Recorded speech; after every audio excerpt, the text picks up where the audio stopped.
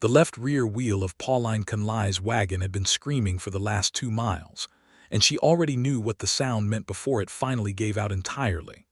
The crack split the dry afternoon air like a pistol shot, and the whole wagon lurched hard to the left, throwing Pauline sideways across the bench seat. She grabbed the brake handle with both hands, her knuckles going white, and hauled back hard on the reins with her right arm, pulling her 2 draft horses to a stumbling, confused halt. Dust rolled up around the wagon in a thick orange cloud. The left rear corner had dropped clean to the ground, the wheel spinning uselessly off to the side of the trail where it wobbled in a lazy circle before falling flat in the dirt. Pauline sat there for a moment in complete silence, the kind of silence that follows catastrophe, while the dust settled around her. Then she exhaled slowly through her nose, climbed down from the tilted bench, and walked around to survey the damage with the calm of a woman who had already used up most of her capacity for panic somewhere back in Missouri. The axle was cracked. Not splintered through entirely, but cracked enough that loading weight back on it without repair would snap it in two before she made the next quarter mile. The wheel itself had thrown a spoke, and the iron rim had bent where it struck a rock in the road. She had no spare wheel.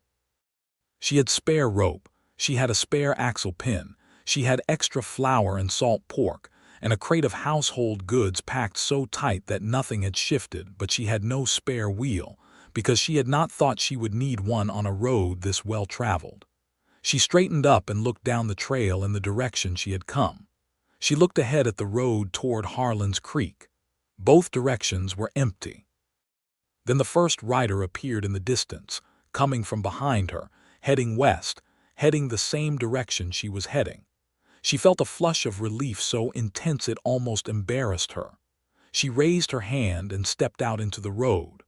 The rider slowed for 100 yards and then found his speed again and went past her with barely a glance. He was a cattle hand, lean and sun-darkened, and he touched the brim of his hat as he passed, a gesture so small and so insufficient that it felt like a kind of mockery. He did not stop. He did not look back. She waited. A second rider came.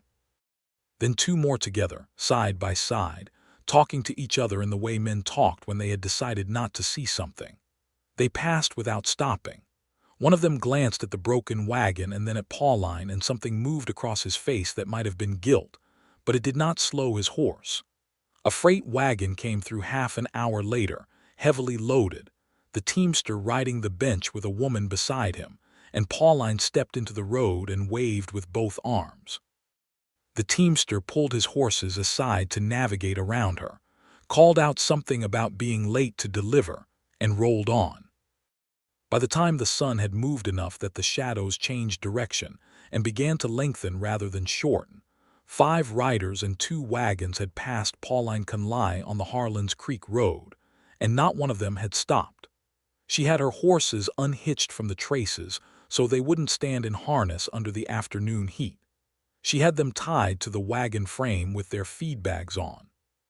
She was sitting on a stone beside the road with her hat in her hands, working through her options with the methodical stubbornness that had kept her alive since her husband Daniel Conley had died of a fever in Kansas City 8 months ago, and left her with $200 in savings, a team of horses, a wagon full of household goods, and a land claim deed to 40 acres outside a small Arizona territory town called Harlan's Creek. She was thinking about the axle. She was thinking about whether she could fashion a splint from the wood slats in the back of the wagon strong enough to hold if she packed the load lighter. She was running numbers in her head about whether she had enough water for the horses overnight if she had to camp here. She was not crying. She had decided several states ago that crying did not fix axles or cool horses or move freight, and so she was not doing it. She was so deep in her own calculations that she did not immediately hear the sound of a single horse coming back up the road from the west. She heard him before she saw him. The horse was moving at a trot, purposeful, not the lazy amble of someone headed nowhere in particular. She looked up and shaded her eyes with her hat. He came around the gentle curve in the road at a trot, and she could see the glint of a deputy's badge on his chest even before she could make out his face. He was broad-shouldered and sat his horse the way men who grew up on horseback sat horses, like part of the animal, easy and unself-conscious. His hat was a dark brown, sweat-stained along the band, and he wore a plain blue shirt with the sleeves rolled to the elbow. He had a rifle in the saddle scabbard and a Colt on his hip, both of which were completely unremarkable in this part of the Arizona Territory in the year 1882. What was remarkable was that he had turned back. Every rider had passed her struggling team until the deputy turned back and stayed all afternoon. Roy Quinn pulled his horse up 10 feet from where she was standing and looked at the wagon and at her, and at the broken wheel lying in the dirt. And he did not ask any foolish questions about whether she needed help, because any man with 2 working eyes could see what she needed.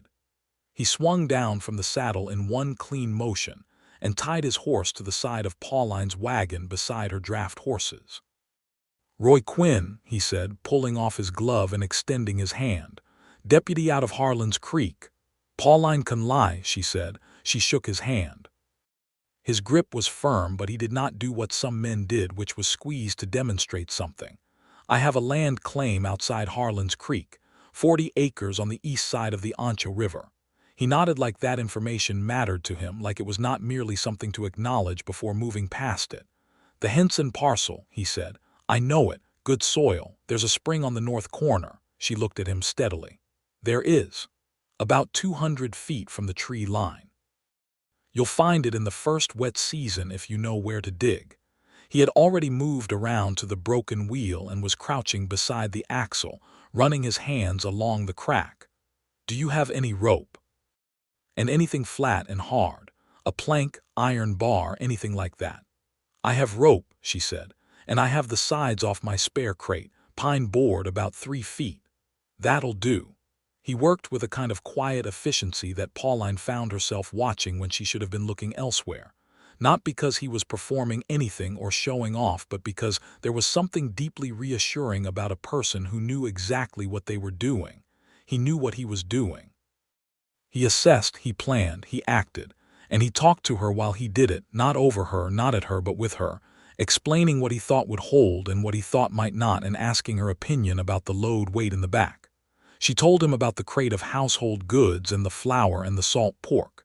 He nodded and asked if any of it could be redistributed toward the front.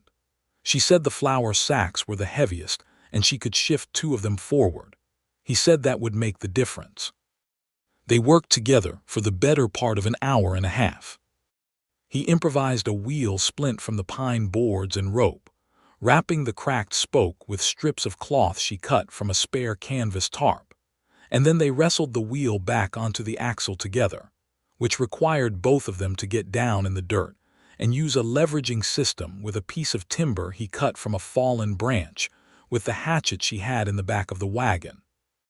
The sun was sliding toward the horizon, painting everything in red and amber by the time the wheel was back on and the wagon was sitting level again. Pauline stood and brushed the red Arizona dust off her skirt and looked at the result. "How far will it hold?" she asked. "If you take it slow, maybe 8 miles. Harlan's Creek is 6. He looked at her sideways. "That's your margin." She allowed herself one short, tight smile. "I can work with a 1-mile margin. I thought you might be the kind of person who could." She looked at him then, actually looked at him the way she had been carefully not looking at him for the past hour and a half. He was perhaps 30, perhaps 32, dark hair with some sun in it. A square, honest face with the kind of lines around the eyes that came from squinting at open landscapes for years. He was looking back at her with the same directness, no trace of condescension or pity, no trace of that particular male smugness she had encountered too often in the past 8 months, the look men gave a woman who was struggling alone that said they found her situation both pitiable and vaguely deserving. Roy Quinn did not look at her that way. He looked at her like she was a person who had encountered a mechanical problem and solved it, which was exactly what had happened. "Why did you come back?" she asked. The question came out more direct than she intended, but she had been thinking it for the whole hour and a half they had been working, and she could not quite hold it back now that the work was done. He had passed her first, she realized. She had not been watching the western road. She had been watching the eastern road from which riders came, but he had come back from the west. He had already passed her and then turned back. Roy was quiet for a moment.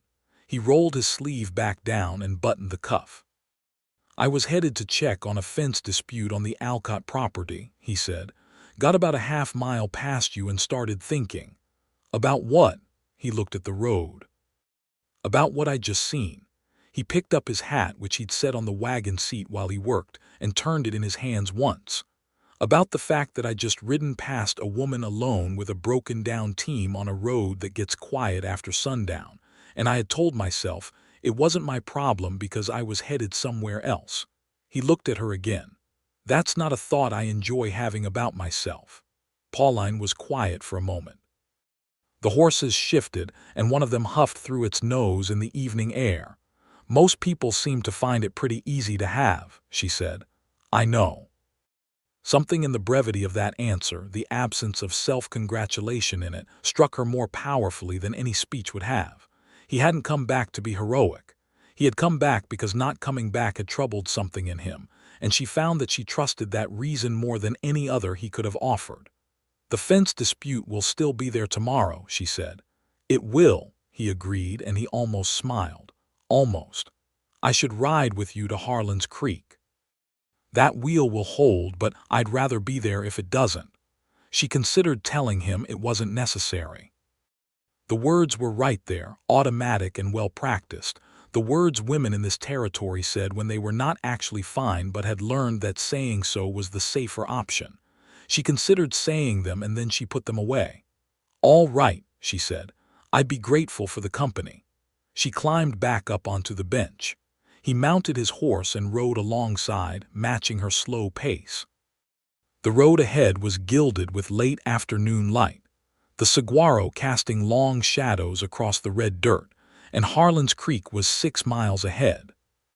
Pauline Conley had arrived in Arizona territory with nothing but a land deed and the stubborn conviction that she could build a life out of hard work and silence. She had not planned on this. She had not planned on Roy Quinn. But then, the most important things that ever happened to a person tended to arrive unplanned, in the middle of a broken road, in the last of the afternoon light. The 6 miles to Harlan's Creek took nearly 2 hours at the pace dictated by the splinted wheel, and it was fully dark by the time the lights of the town appeared ahead. Roy rode close to her left side, which was the side of the bad wheel, and twice during those 2 hours he called for her to stop so he could get down and check the improvised repair. Each time he nodded and said it was holding. Each time he climbed back on his horse with the same unhurried economy of movement. They talked. It surprised Pauline how easy it was to talk to him. She had spent 8 months largely alone, managing grief and logistics simultaneously, which left very little room for conversation that wasn't strictly functional. But Roy Quinn asked questions like he actually wanted to hear the answers, and he listened to those answers with the kind of attention that made her feel, uncomfortably and wonderfully, like something worth listening to.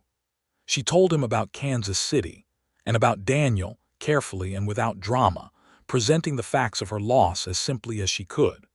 Roy did not flinch at the mention of her dead husband, and he did not offer the usual condolences that were really just ways of ending the subject. He asked what Daniel had been like, and she told him, and it hurt less than it usually did to talk about it. She told him about the land claim, how she had applied for it through the Homestead Act, how Daniel had filed the original papers before his illness took hold, and how she had transferred the claim to her own name after his death, which had involved a great deal of correspondence with the Territorial Land Office, and a great deal of skepticism from various men about whether a widow could hold a claim alone. She said this with a flat, matter-of-fact anger that was not really directed at Roy. Roy said, "You can hold a claim alone. The Homestead Act is clear on that. A widow has full legal standing." "I know it is. I also know what the law says, and what actually happens are 2 different conversations." "That's true," he said, and she heard a tiredness in his voice that suggested he had seen that gap between law and reality many times in his work as a deputy. "But Harlan's Creek has a land agent named Everett Boone who is actually decent. He'll process your paperwork straight." "How do you know he's decent?" "Because I've watched him say no to men who wanted to steal other people's claims, and I've watched him say it without flinching even when those men were carrying guns." She filed that information away. She had developed, in the months of traveling alone, a highly refined system for evaluating information about the reliability of men she had not yet met, and Roy Quinn's recommendation of Everett Boone, the land agent, carried a different weight than it would have carried from someone she did not yet trust. She was beginning to trust Roy Quinn, and that realization moved through her quietly, like water moving under ice. "You have family in Harlan's Creek?" she asked. "My uncle," he said. "Frank Quinn. He runs the livery stable." A pause. "My parents are gone. Father died 12 years ago. Mother went back east to her sister's family in Ohio, about 6 years ago now. I came out here with Frank right after." "You have no reason to go back east yourself." He considered the question seriously. "No," he said, and there was nothing mournful in it. "I think I'm Western country. I tried to imagine myself back there once, and it was like trying to imagine someone else. The land out here makes sense to me." She understood that completely. It was the same irrational, bone-deep pull that had made her honor Daniel's claim even after he was gone, rather than selling it and going back to her own family in Illinois. The land made sense to her in a way that the familiar places no longer did. They reached the outer edge of Harlan's Creek, a scattering of lit windows and a dark main street, a few horses at hitching posts outside the saloon, the smell of smoke and horses and feed grain. Roy led her directly to his uncle's livery stable, where Frank Quinn, a stocky, pleasant-faced man of about 50, was still awake and working by lantern light, and asked no unnecessary questions about who Pauline was or why his nephew had brought her in after dark. He took her horses with the calm efficiency of a man who loved horses and put them in good stalls with water and feed, and examined the improvised wheel repair with a professional eye. "It held," Frank said, sounding mildly impressed. "We took it slow," Roy said. Frank looked at Pauline. "You'll want to see Harmon at the wheelwright first thing tomorrow. He can set you up with a proper replacement. I'll store your wagon here overnight if you want. Safer than the street." "I'd be grateful," Pauline said, meaning it. Frank directed her to the Harlan's Creek boarding house, run by a woman named Mrs. Clara Whitfield, 2 streets over, where a room was available. Roy walked her there, carrying the small leather bag she'd taken from the wagon, and she was too tired to argue about whether she needed an escort and not entirely sure she wanted to. At the door of the boarding house, under the yellow light of the porch lantern, she turned to face him. She wanted to say something adequate and found that nothing adequate existed in the language. "Roy," she said, "thank you, not just for the wheel." He held her gaze. "Good night, Pauline Conley," he said. He handed her the bag, turned, and walked back toward the main street unhurried, his footsteps quiet on the dry ground. She watched him until the darkness absorbed him. Then she went inside. She did not sleep easily. The room was clean and the bed was decent, and Clara Whitfield had pressed a cup of hot tea on her before she went upstairs, which was a kindness that made Pauline's eyes sting with a tiredness she had been carrying for months. She lay in the dark listening to the sounds of a town she did not yet know, and she turned Roy Quinn over in her mind the way she might have turned a piece of quartz in her hand, looking for the flaw in it. Because she had been careful, very careful, not to trust men too easily since Daniel died.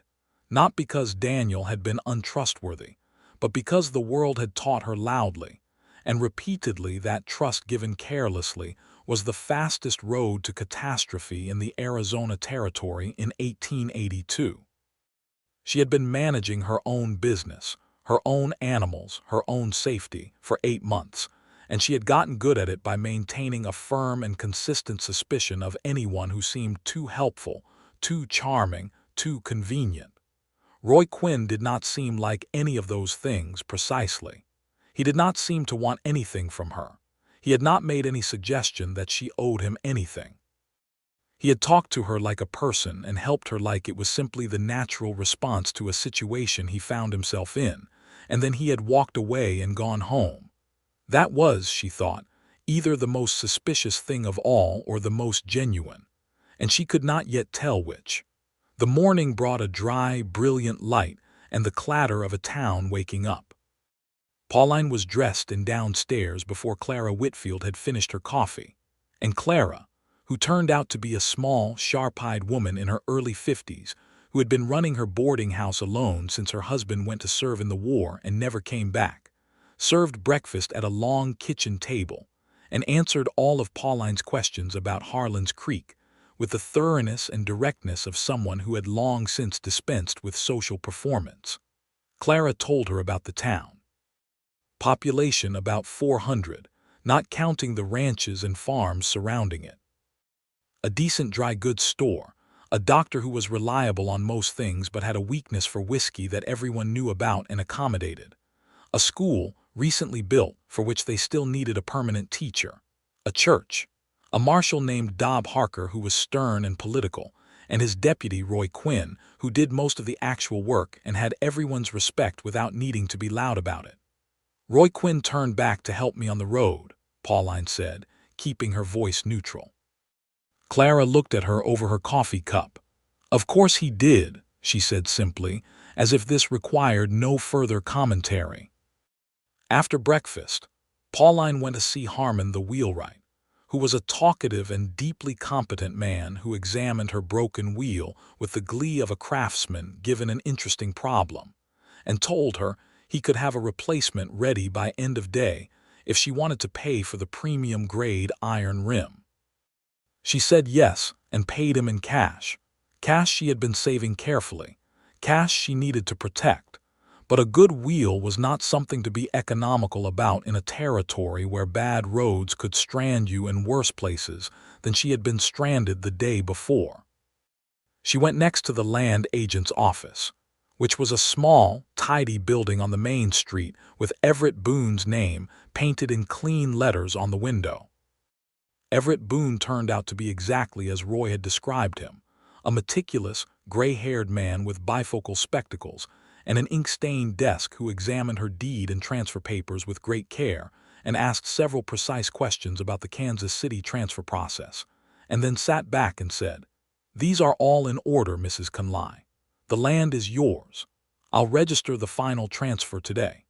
She felt something she had been holding in her chest for 8 months loosen very slightly. She was coming out of the land agent's office when she nearly walked directly into Roy Quinn, who was coming along the boardwalk from the direction of the marshal's office with a folded paper in his hand, and had clearly not been watching where he was going any more than she had. They both stopped.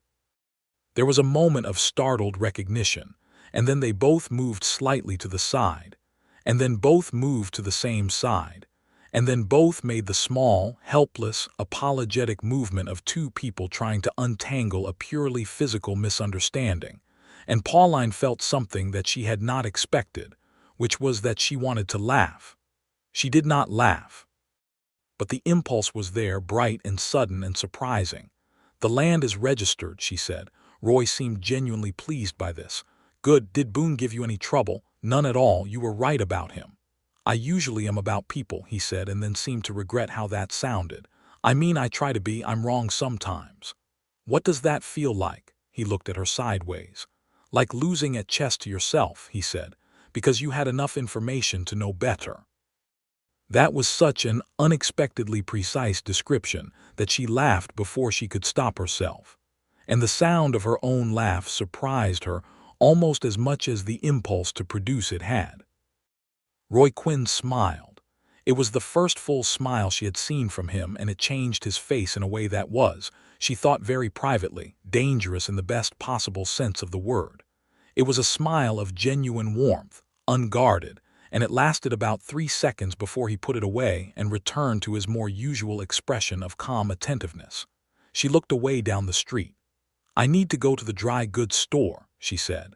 "There are things I'll need before I drive out to the land." "The Alcott fence dispute," he said, seeming to remember. "I should go deal with that today." "Yes, you've already lost half a day's work because of me." "I've had worse losses," he said. There was a beat of silence that was not quite comfortable and not quite uncomfortable, but was something that Pauline did not have a precise word for in 1882 Arizona. "Will you be in town tonight?" she asked, and immediately felt exposed for asking, which was not a feeling she appreciated. Roy looked at her without any of the self-satisfaction she might have feared to see. "I'll be back by evening," he said. "Frank's livery is your wagon and horses. If you want dinner at the hotel at 7, I know the cook and he does a good lamb stew on Wednesdays." She had come to Arizona to build a homestead alone. She had come with grief and determination, and a very clear-eyed plan that did not include any complications of the kind currently presenting itself. "All right," she said. The dry goods store occupied the better part of the following hour, during which Pauline purchased flour, salt, dried beans, cornmeal, lamp oil, a coil of wire, 3 good hinges, a bag of nails, and a small but serviceable cast-iron skillet to replace the one that had cracked back in New Mexico. The proprietor, a heavy-set man named Gus Teller, was helpful enough and only moderately condescending, and she tolerated his slightly exaggerated surprise at the scope of her order with the practiced patience of someone who had stopped finding it surprising that people were surprised. She spent the rest of the afternoon at the boarding house, making lists. Lists of what needed to be done on the land, in order of urgency. Lists of what she still needed to purchase. Lists of the questions she needed to ask about water rights and the legal meaning of the spring Roy had mentioned on the north corner. The spring was important. Water was everything in this territory, and water rights were the source of more violence and more betrayal between neighbors than almost anything else she had encountered on her journey. She thought about that word, betrayal, and how familiar it had become to her, not through any dramatic single event, but through the slow accumulation of small betrayals, men who had offered to help and then wanted payment she hadn't agreed to, officials who had told her one thing and done another, a lawyer in Kansas who had tried to misrepresent the terms of Daniel's estate before she caught the discrepancy in the numbers. She was good at catching discrepancies now. She was good at watching for hidden motives. She had become, she supposed, exactly the kind of person that life in this territory tended to produce, careful and self-sufficient and suspicious of anything that came easily. Roy Quinn had come easily, in the sense that he had appeared without drama and stayed without making demands, and she did not know what to do with that except to continue watching. He arrived at the hotel at exactly 7 o'clock.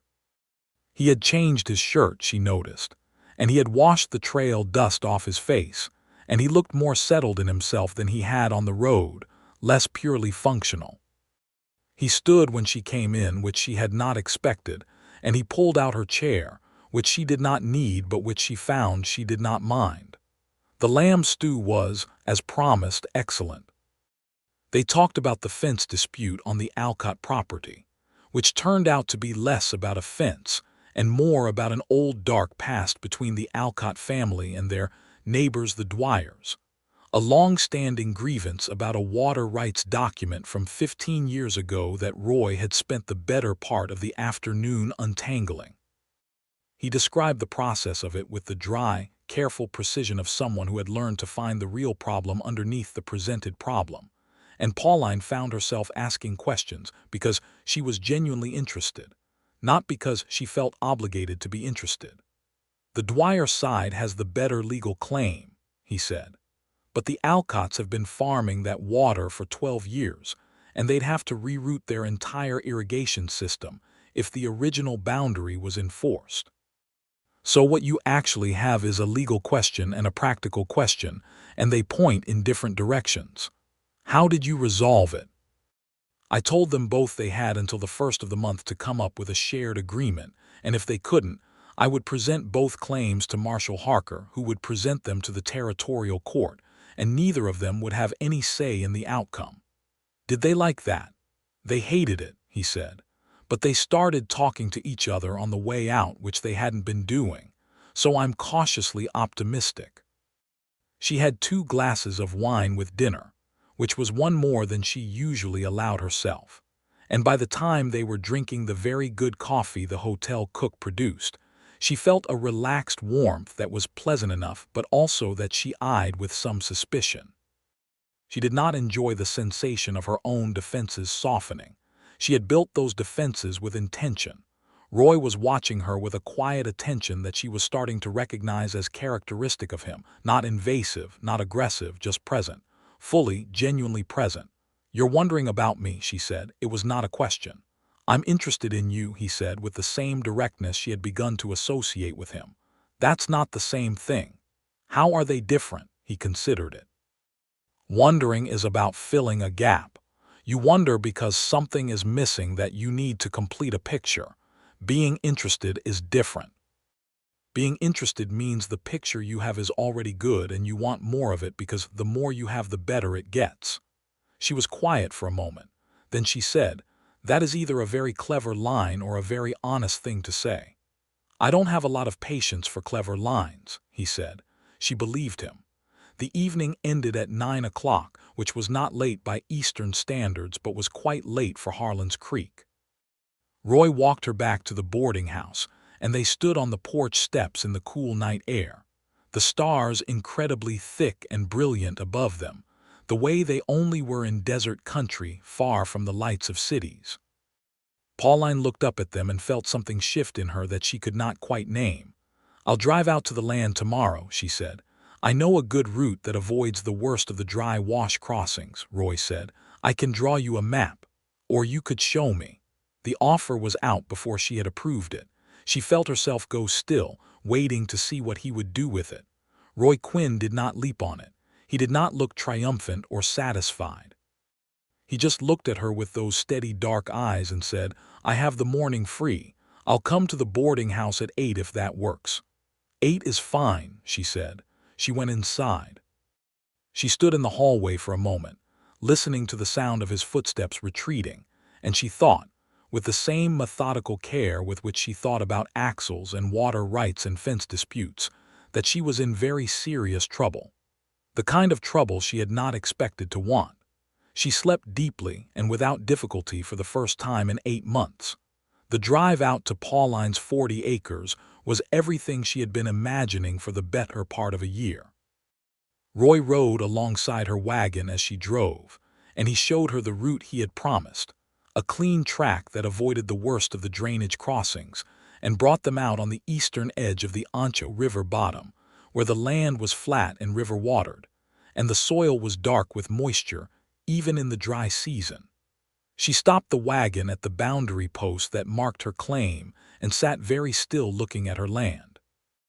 It was overgrown with the natural vegetation of the territory, mesquite and desert willow, and stands of tall grass along the river corridor, and there was the ruin of a small stone structure in the middle distance that had been, perhaps, the beginnings of a previous settler's attempt.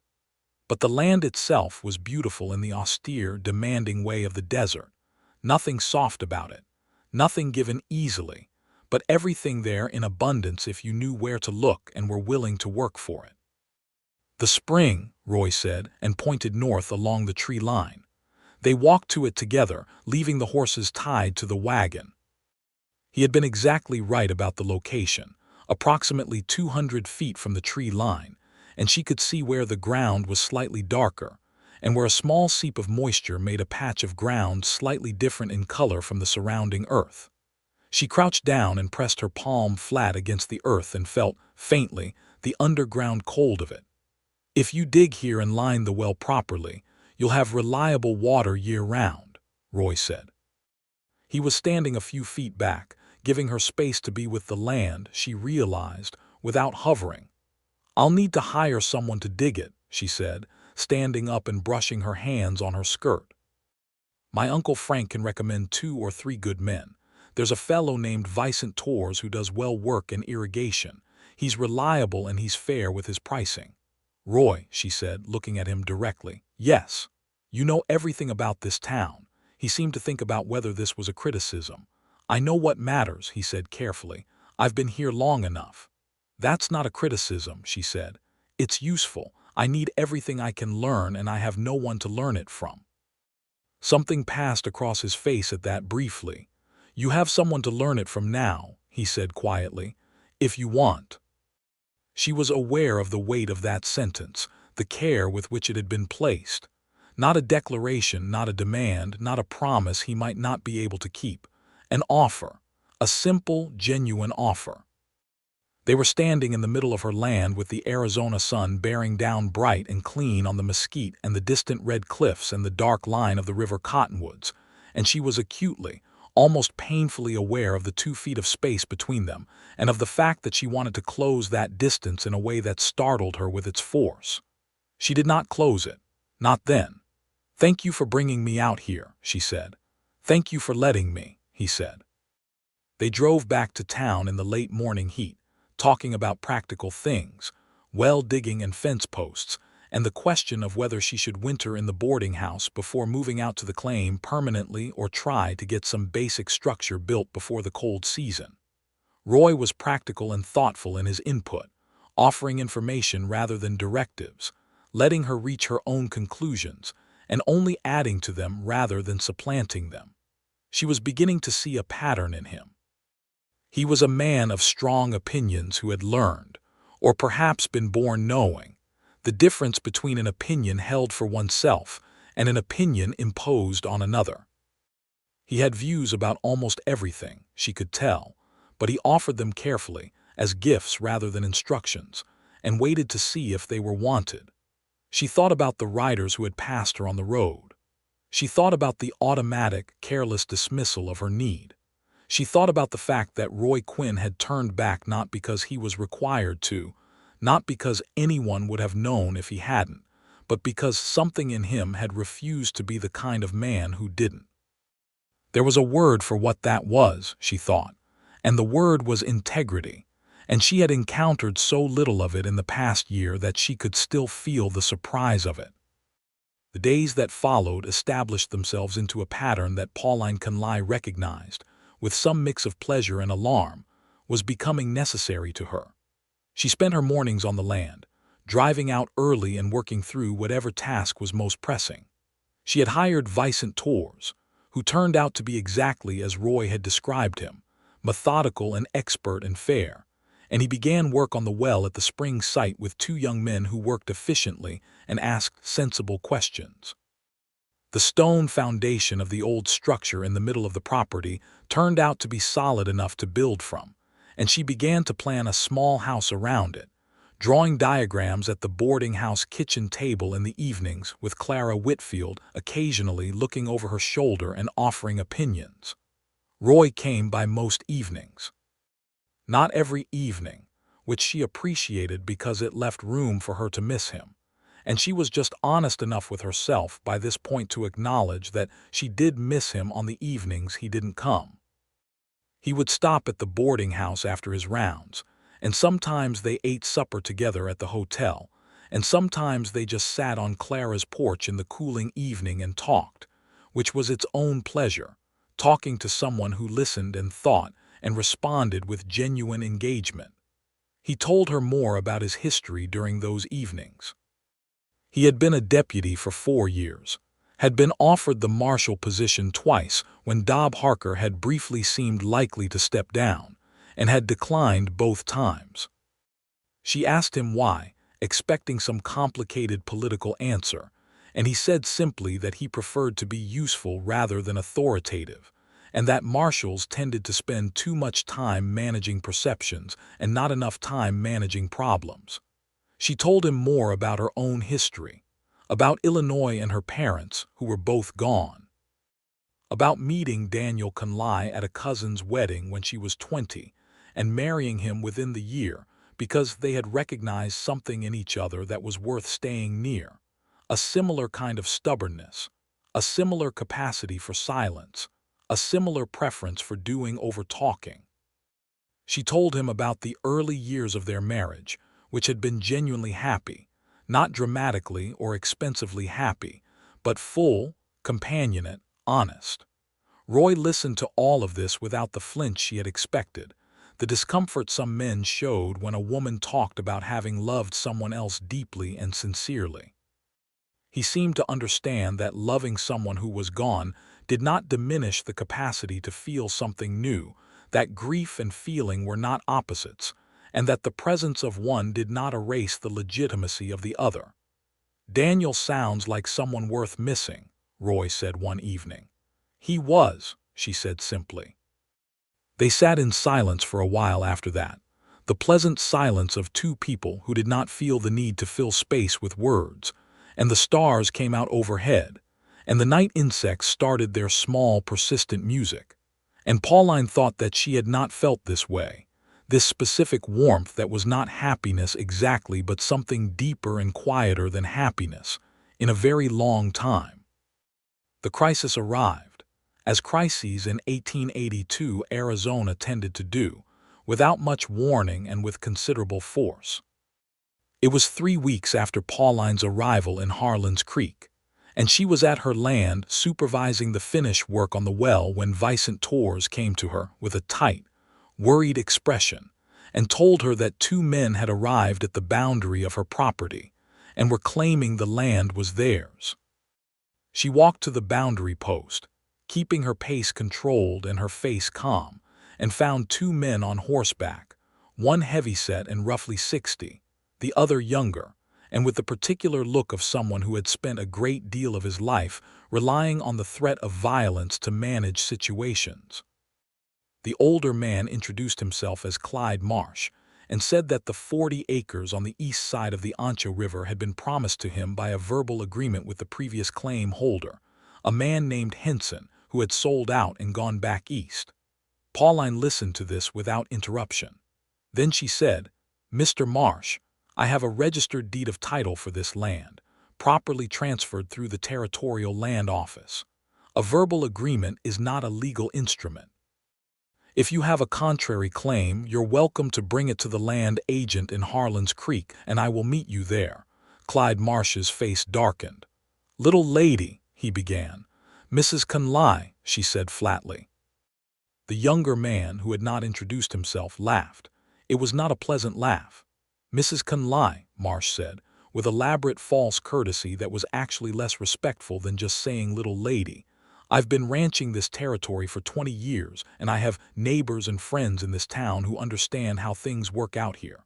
A piece of paper from a government office doesn't count for as much as you might think." "Then I expect we'll find that out together," she said. "Through the proper legal channels. Good afternoon, Mr. Marsh." She turned and walked back toward Vicent Torres and his crew, conscious of the 2 men watching her from their horses, and of the prickling awareness between her shoulder blades that was the particular feeling of being watched by men who were deciding how much trouble they wanted to be. She told Roy about it that evening, giving him the facts without drama.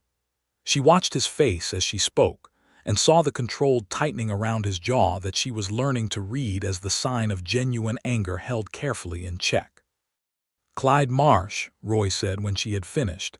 His voice was level. "He's tried this before. 3 times that I know of, with smaller landholders who didn't know their legal rights or who could be pressured out." "Did he succeed?" A pause. "Twice." She felt a cold, clean anger. "Through what mechanism?" "Intimidation, mostly. Made life difficult enough that the holders gave up and left. Once through a forged document that got to the land agent before the legitimate one. Everett Boone caught the forgery, but not before the claimant had already been scared off." "He has a hidden motive," she said. "It's not just the land. What does he want with the East River bottom?" Roy looked at her steadily. "The spring, of course." Came together with the kind of terrible clarity that preceded real trouble. "He wants control of the water. He's been quietly buying up water access points along the Ancho for the past several years. Your spring on the north corner is one of the last independent water sources on the east bank that he doesn't control." Pauline sat very still for a moment. Then she said, "He would have known about the spring when the claim came available. He would have known before I arrived." "Almost certainly." "And if a widow came in from out of territory with no connections and no knowledge of local politics, she'd be an easier target than an established settler," Roy said. "Yes. I think that was the calculation." The word trap did not quite describe it, but it was close. Not a trap in the sense that anyone had specifically set one for her, but a situation that had been left open and convenient in the hope that someone vulnerable would walk into it. She thought of the riders who had passed her on the road. She thought of how alone she had been at that moment, how easily everything could have gone differently if Roy Quinn had not turned back. And she felt, with a sudden chill, that the aloneness she had been managing so carefully was not just logistical, but also a kind of exposure to a territory in which being alone and a woman meant you were a permissible target. "What can be done?" she said, and it was not quite a question. "Your deed is registered and properly documented," Roy said. "Marsh has no legal claim. If he pushes this through official channels, he loses. He knows that, which means he won't push it through official channels. He'll push it through other channels." "Yes," Roy met her eyes. "I want you to know that I'm not going to let that happen." "Roy, not because you can't handle it," he said immediately, correctly anticipating her objection. "Because it is literally my job to ensure that property law is upheld in this territory, and because Clyde Marsh has done this before and I haven't been able to stop it, and I would very much like to stop it this time." She looked at him for a long moment. "Thank you," she said, "but I want to be clear that I am not going to run." "I know," he said, and he smiled, that rare, full smile. "That's why I want to help you, because I know you won't run." Clyde Marsh sent a man to the boarding house 2 days later with a written offer to purchase Pauline's claim for considerably less than its value, the kind of offer that was really a message rather than a negotiation. She wrote back in clean, precise language, declining the offer and stating that she had no intention of selling. The following week, Vicent Torres came to her at the worksite looking uncomfortable and told her that someone had offered him a significant sum of money to stop working on her well and move his crew elsewhere. Pauline asked him if he was going to take the offer. Vicent Torres looked at the ground for a moment, then at her. "My grandfather came to this territory with nothing," he said. "He dug wells and planted and built and raised children, and men like Marsh told him that his papers did not mean what they meant and that his rights were not his rights because of who he was and where he came from." He looked at her directly. "I have not forgotten that. I do not take money to be what those men were." She felt her throat tight. "Thank you, Vicent. We finish the well tomorrow," he said, and went back to work. Roy, meanwhile, had been doing something methodical and careful. He had been going back through the land office records, through purchase agreements and transfer documents and correspondence, and he had been building a file on Clyde Marsh's pattern of behavior over the past decade. He brought the file to Pauline on a Sunday evening and laid it out on Clara Whitfield's kitchen table and walked her through it. It was worse than either of them had known. Not just 3 displaced landholders, but 5. Not just intimidation, but, in one case, clear evidence of document fraud that had somehow never been formally investigated. 2 of the displaced landholders had left the territory. 2 others were still in the area, farming on leased land, having lost their own claims. "This is a pattern of repeated property fraud and coercion," Pauline said, studying the documents. "Yes, and the marshal hasn't acted on it." Roy was quiet for a moment. "Dob Harker and Clyde Marsh have known each other for a long time. That's all I'll say about that." She understood what he was not saying. "You've tried to bring this forward before." "I've tried. I've been told there's insufficient evidence, or that the claims were settled fairly, or that I don't fully understand the history of the situation."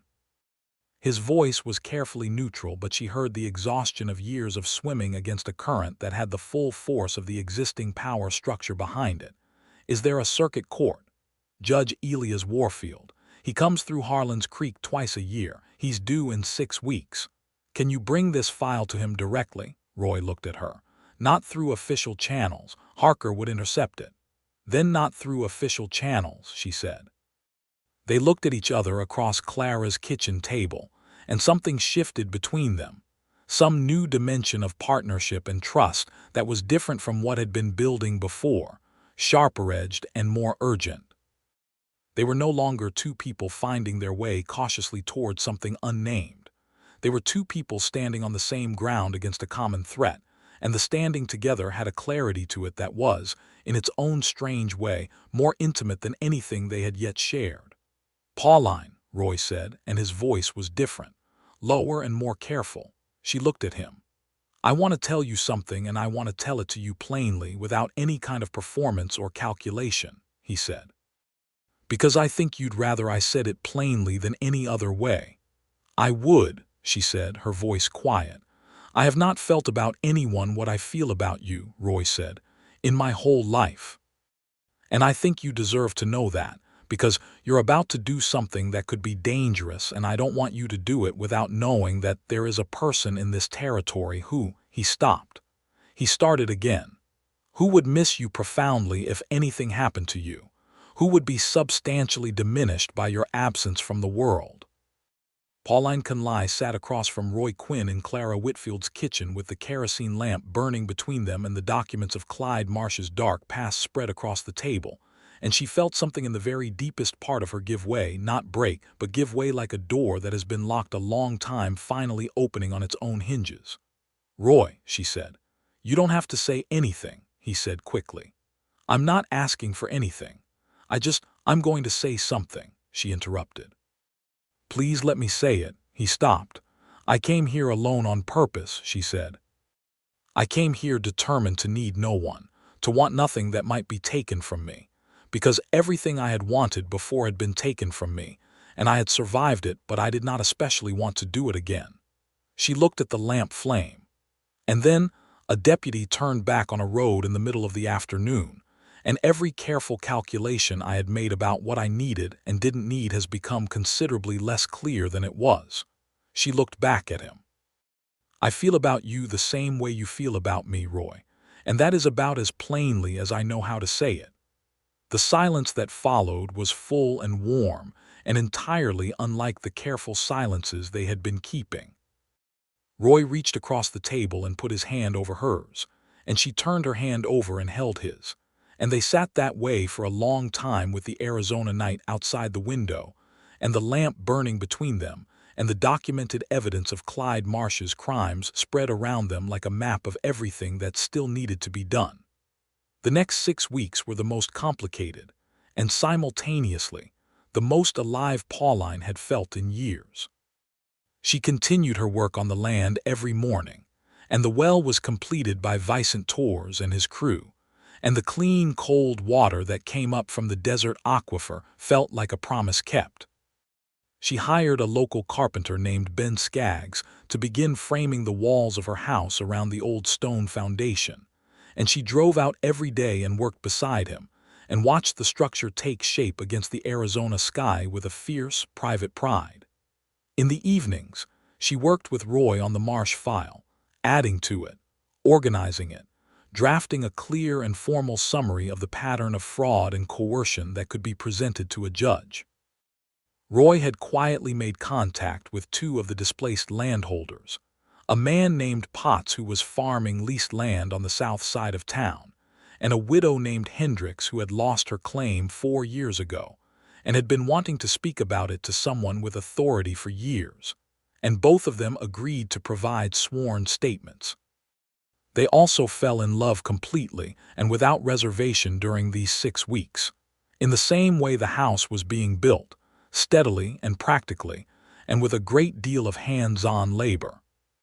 They argued sometimes, briefly and productively, mostly about strategy regarding the Marsh situation, where Pauline tended toward more aggressive action and Roy toward more methodical preparation. They were both usually partially right, which was a ratio that worked well between 2 people of strong character. He kissed her for the first time on a Thursday evening on Clara Whitfield's porch, with absolutely no dramatic preceding circumstances, no storm or crisis or charged moment, just an ordinary evening that had turned into a beautiful one. And when he kissed her, she felt it as both surprising and completely inevitable, the way the best things felt. Clara Whitfield saw them through the parlor window and went to make tea and felt something she would have described, to no one but her own reflection, as vicarious joy. Judge Elias Warfield arrived in Harlan's Creek on a Tuesday morning in late October 1882, traveling with a court officer and a legal secretary, and he took his meals at the hotel and held court in the meeting room of the town hall. He was a lean, attentive man of about 60, who had the eyes of someone who had spent decades sorting truth from performance and had gotten very good at it. Roy Quinn presented himself at the judge's hotel room on Monday evening, the night before the official court session opened, with the file on Clyde Marsh and a letter of introduction from Everett Boone, the land agent, who had quietly agreed that the evidence warranted judicial attention. The judge read through the file with thorough, unhurried attention while Roy sat across from him and Pauline waited in the hotel lobby below. Judge Warfield asked several precise questions about the documentary evidence and the witnesses. He asked about Marshall Harker's position, and Roy answered that question carefully and factually, and the judge asked no follow-up question about it but wrote something in the small notebook he kept beside him. "Your witnesses will be available tomorrow," the judge said. "Yes, sir. Both of them have agreed to give testimony, and Mrs. Conley's land title is properly registered and uncontested through official channels. Fully registered. Everett Boone can confirm." The judge closed the file. "I'll see this presented in open session tomorrow afternoon," he said. "Bring your witnesses." Roy came downstairs to the lobby and Pauline stood up from the chair where she had been sitting very straight for the past 45 minutes, holding her hands still in her lap. "Tomorrow afternoon," he said. She breathed out. "All right," she said. He took her hands. "How are you?" "Frightened," she said honestly, which was easier to say now than it would have been 8 weeks ago. "And ready." "Both at the same time is exactly right," he said. The session the next afternoon was terse and formal and absolutely decisive. Everett Boone presented the land registration documents. Roy presented the file with supporting evidence of the pattern of coercion and fraud. The 2 witness statements were read into the record. Mrs. Hendricks was present in person and gave her testimony in a clear, steady voice that filled the room with the particular authority of a woman who had been waiting 4 years to speak and had lost nothing of her memory in the waiting. Clyde Marsh was present, with a lawyer he had brought from Tucson. The Tucson lawyer was good. He argued vigorously, and he found several real weaknesses in the individual pieces of evidence when considered alone. But Judge Warfield was looking at the pattern, and the pattern was unambiguous, and the pattern was the thing that the Tucson lawyer could not explain away. Marshall Dobb Harker was also present, sitting to one side of the room with an expression that Pauline read as the particular discomfort of a man watching a situation he believed was under control reveal itself to be anything but. Judge Warfield ruled from the bench, which he did not always do but chose to do in this case, perhaps because the evidence was that clear or perhaps because he had been around long enough to know that delayed rulings in this kind of situation had a way of becoming complicated through various forms of interference. Pauline's title was confirmed. The evidence of property fraud was referred to the territorial attorney's office for formal investigation. Judge Warfield noted specifically, for the record, that the pattern documented in the file warranted serious examination, and that the territorial attorney would receive a copy of all relevant documentation directly from his office. Clyde Marsh left the meeting room without speaking to anyone. His younger associate was not with him, which Roy noted with the particular attention he gave to the movements of men whose behavior he had reason to watch. Marshall Harker left through the side door. Pauline stood in the middle of the meeting room after everyone else had cleared out, holding her copy of the judge's written confirmation of her title, which Everett Boone had handed her with a small, precise nod. The room was empty. Dust motes moved in the light from the windows. Roy was standing in the doorway watching her. She looked up at him. "It's done," she said. "The Marsh part is," he said, walking in toward her. "The investigation will go on for a while, but he won't come after you again. The cost-benefit has changed too much. And Marshall Harker," Roy was quiet for a moment, "he has some decisions to make," he said carefully. "I think he'll make the ones that let him retire gracefully rather than the ones that end with a territorial investigation. And you? What about me?" She looked at him steadily. Marshal Harker's position may not remain stable for very long. I know. I'm told you've been offered the position before. Roy said nothing for a moment. Then, the circumstances before were different. I wasn't sure I wanted the authority that comes with it, because authority for its own sake doesn't interest me. He paused. But if the position is open because the previous holder was not doing right by the community, and there is real work to be done, he stopped. He looked at her very directly. The answer to that question depends somewhat on factors that have changed significantly in the past 2 months. She felt the warmth of that rise through her. What kind of factors? The kind that make you think differently about what you're building, he said, and whether you want to build it here specifically, permanently, with intention. She crossed the room to where he was standing and stopped close enough that there was no longer any careful distance between them. And she looked up at him with the clear, uncomplicated directness that he had first shown her on a road 6 weeks ago, and that she was only now beginning to let herself return fully. I am building something here permanently with intention, she said, and I would like you to be part of it. Roy Quinn looked at Pauline Conley in the empty meeting room of the Harlan's Creek Town Hall, with the afternoon light coming through the windows and the judge's confirmation of her land title in her hands and 6 weeks of accumulated trust and tenderness and honest difficulty between them. I would like that too, he said. Very much. He kissed her there in the empty meeting room, properly and without hurry, with his hands on her face and her hands on his chest. And outside the windows of the Harlan's Creek Town Hall, the afternoon light fell on red cliffs and mesquite flats, and the distant silver thread of the Ancho River. And nothing about the moment was dramatic or performative or anything other than exactly what it was. They announced their engagement to Clara Whitfield that evening, who immediately began crying with such total absence of self-consciousness that Pauline found herself laughing and then crying too, and Roy shook Clara's hand, and then accepted the fierce, brief embrace she gave him with visible surprise and no resistance. Frank Quinn's reaction the following morning was quieter but just as genuine. He shook Roy's hand and looked at Pauline with the careful assessment of someone who had been looking out for his nephew for a long time and was used to not trusting easily, and then he said, "You're good for him," and went back to his work, which was the highest compliment he knew how to give.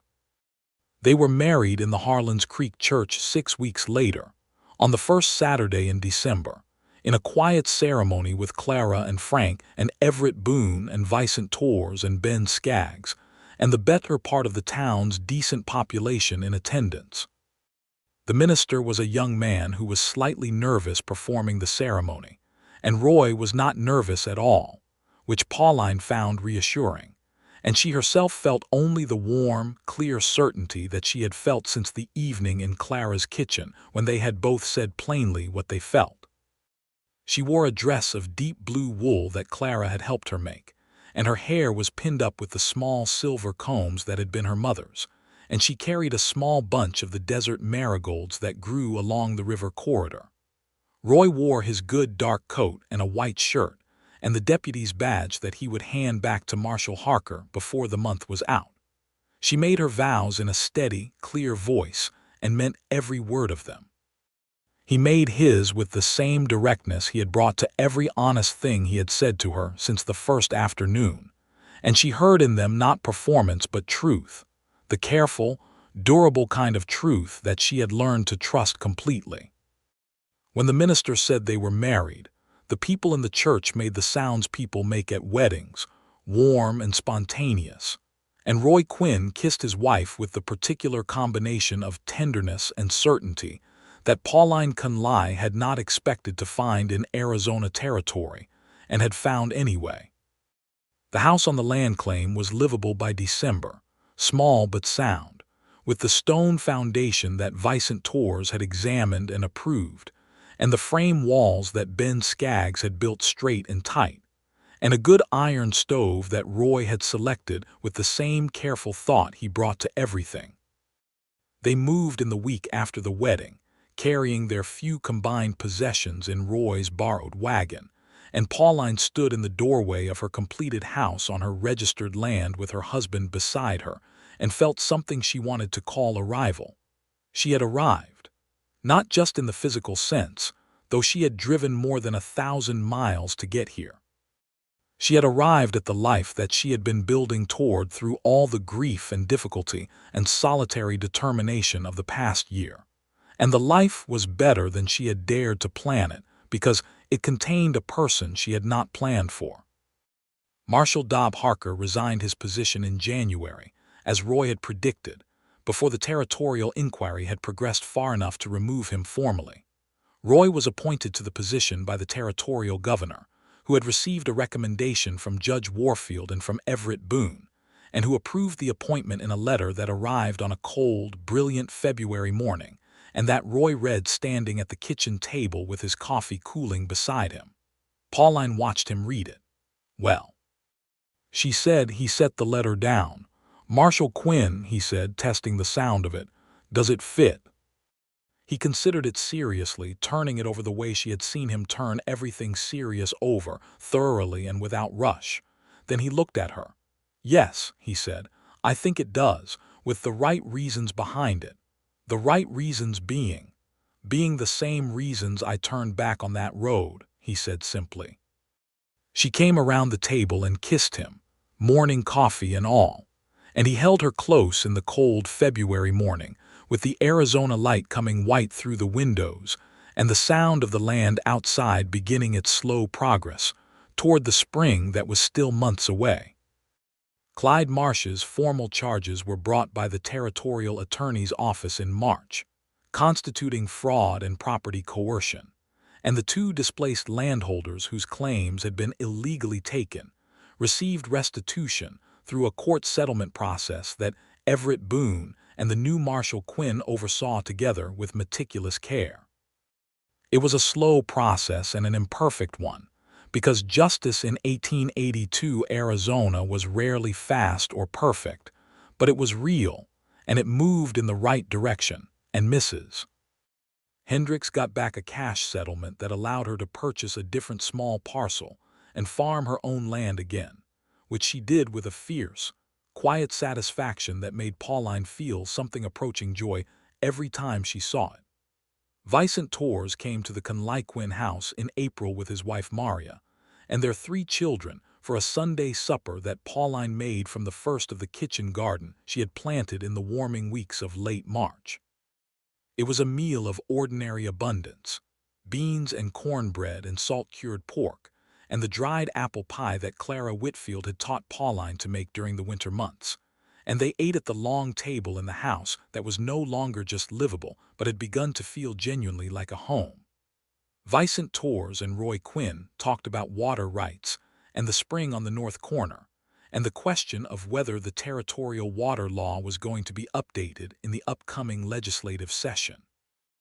Maria Torres and Pauline talked about the kitchen garden and the new school teacher who had arrived in February, a young woman from Pennsylvania who was, by all accounts, excellent and entirely unprepared for the temperature range of the Arizona desert.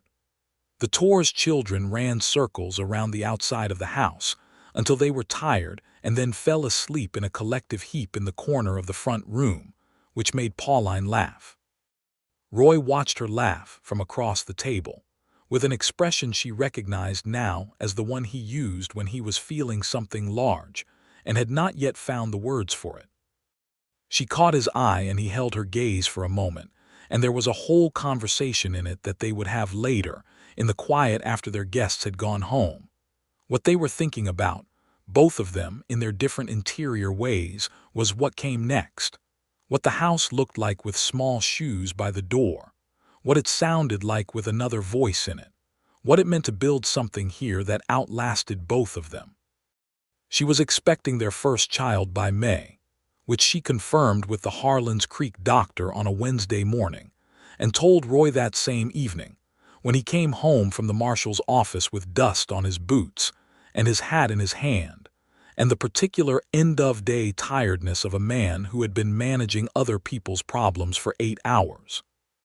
She told him simply and directly, in the kitchen, before supper, the same way she had gotten used to telling him every other important thing, and she watched his face go through a sequence of expressions that she would carry with her for the rest of her life: surprise and disbelief, and a joy so large and immediate that it could not be contained by his usual composure.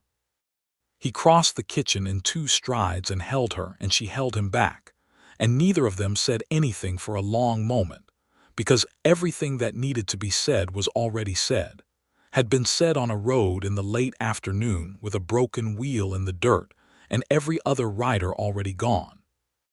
He built a cradle over the summer evenings, working on it on the back porch in the long light, carefully and precisely the way he did everything, and Pauline sat nearby and read or mended or simply watched him work and thought about the particular happiness of this, the specific geography of their life, this land, this house, this man beside her in the evening.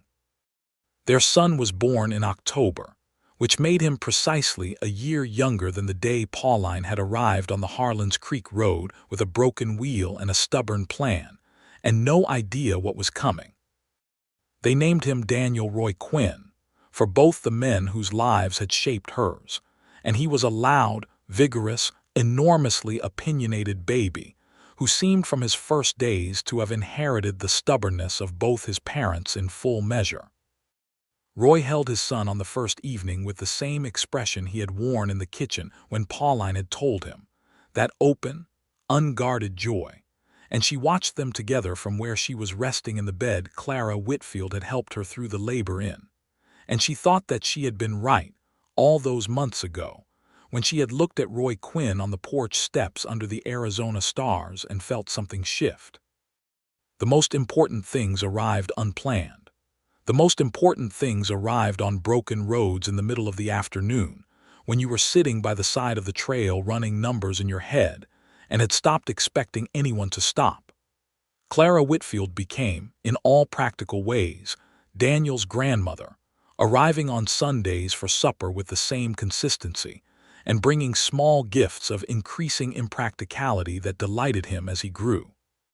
Frank Quinn came on Saturdays when his schedule allowed, and held the baby with the same expert calm with which he held horses, and Daniel seemed to find this comparison entirely satisfactory. Roy was a good father in the same way he was a good husband and a good marshal, with full attention and genuine presence, and the patience of someone who understood that the important things could not be rushed.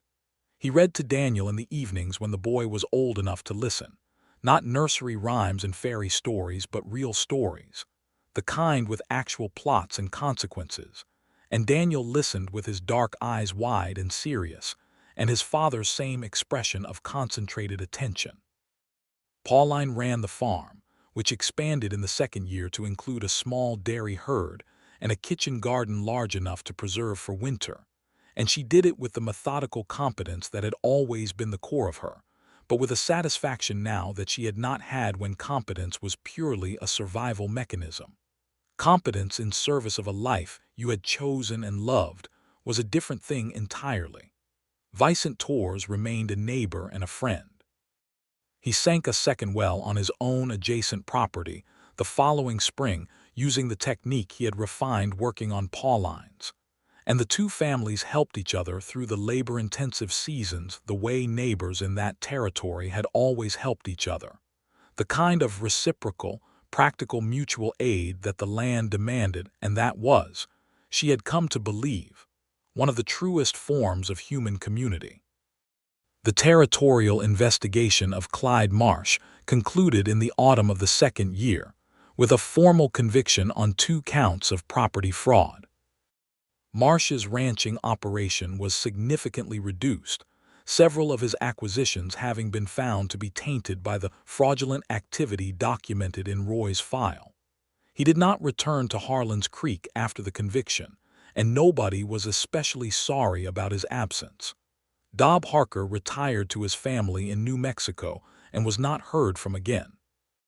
Roy served as marshal with the steady, purposeful integrity that Judge Warfield had identified and promoted, and the town of Harlan's Creek did not suddenly become a paradise of justice and fair dealing, because no town was, but it became incrementally more the kind of place where a person with legitimate rights could expect to see those rights respected, and that incremental improvement was worth more, over time, than any dramatic single gesture.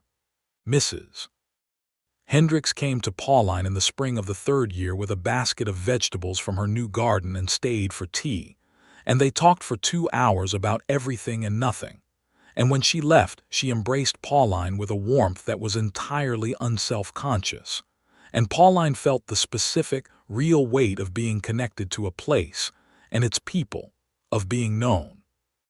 Daniel Roy Quinn grew into a child of formidable intelligence and strong opinions.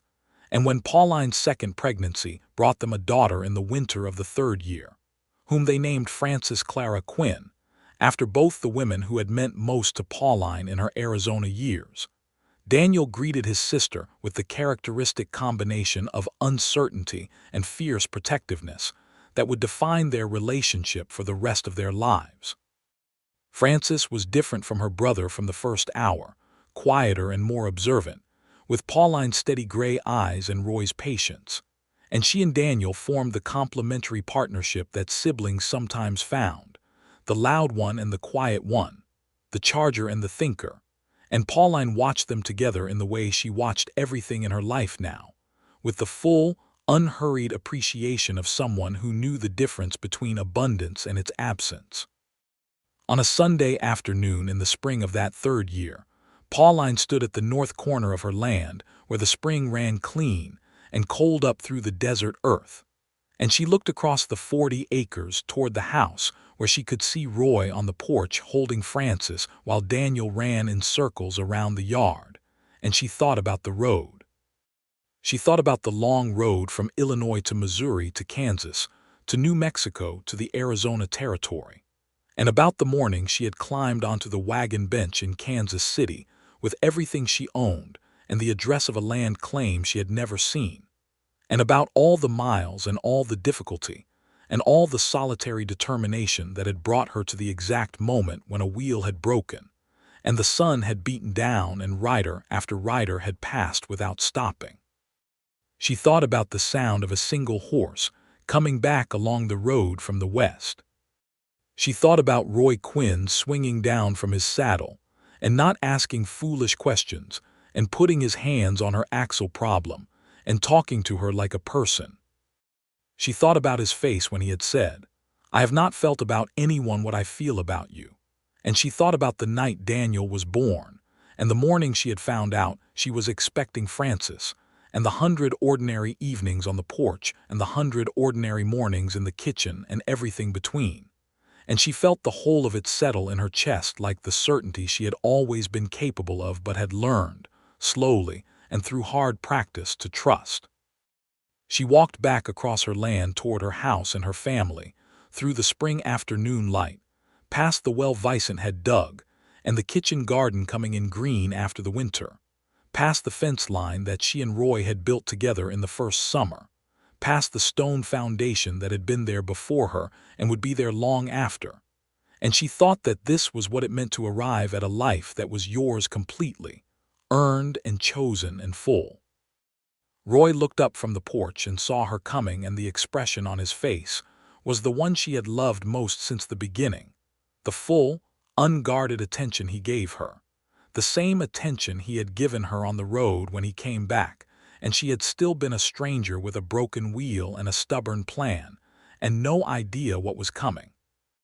He stood up and walked to the edge of the porch, holding Frances against his shoulder, and he waited for her with the patience he had always had, the same patience he had brought to everything that mattered.